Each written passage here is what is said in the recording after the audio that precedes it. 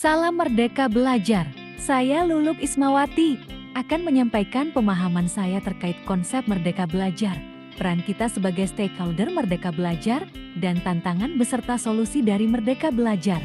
Pemaparan ini saya laksanakan dalam rangka menyebarkan pemahaman Merdeka Belajar.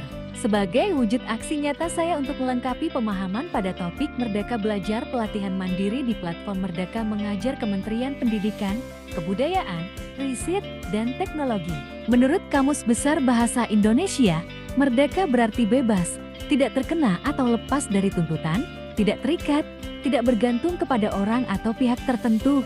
Sedangkan belajar adalah berusaha memperoleh kepandaian atau ilmu, berlatih, berubah tingkah laku atau tanggapan yang disebabkan oleh pengalaman. Menurut Ki Hajar Dewantara, manusia merdeka adalah manusia yang hidupnya bersandar pada kekuatan sendiri, baik lahir maupun batin, tidak tergantung pada orang lain. Supaya siswa menjadi manusia yang merdeka belajar, siswa perlu dituntun, dijaga hidup, dan ditumbuhkan kekuatan kodratnya dengan dibekali pengetahuan, keterampilan, dan sikap untuk terus belajar. Siswa butuh didampingi untuk memahami dan mencapai tujuan belajar.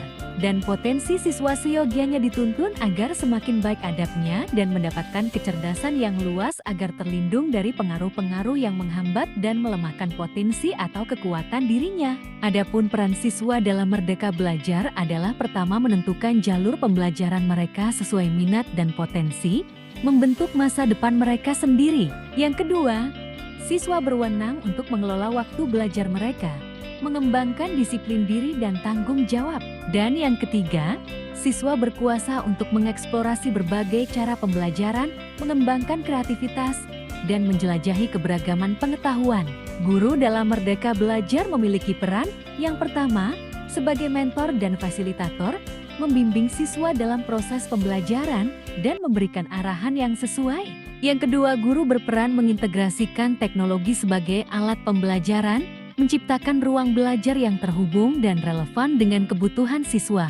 Dan yang ketiga, guru sepatutnya menyesuaikan pendekatan pembelajaran sesuai dengan kebutuhan dan gaya belajar individu, memberikan pengalaman yang beragam. Dalam Merdeka Belajar, orang tua juga memiliki peran, di antaranya.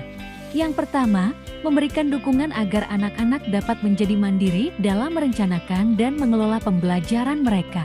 Yang kedua adalah terlibat aktif dalam proses pembelajaran anak, mendampingi mereka dalam tugas-tugas dan mendukung eksplorasi minat. Dan yang tak kalah penting adalah mendorong sikap inklusif dan penghargaan terhadap keberagaman di antara siswa, menciptakan lingkungan belajar yang mendukung.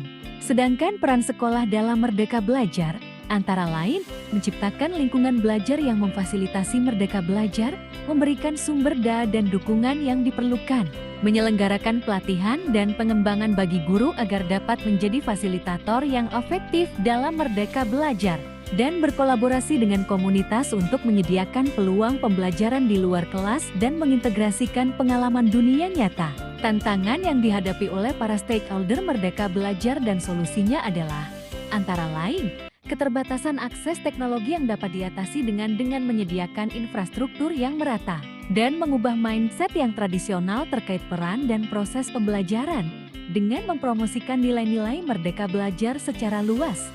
Dengan Merdeka Belajar, kita membentuk lingkungan pendidikan yang memberdayakan, inklusif, dan relevan. Bersama-sama wujudkan impian akan pendidikan yang berkualitas. Demikian pemaparan yang bisa saya sampaikan mengenai pemahaman saya terkait Merdeka Belajar. Semoga bermanfaat dan terima kasih atas perhatiannya.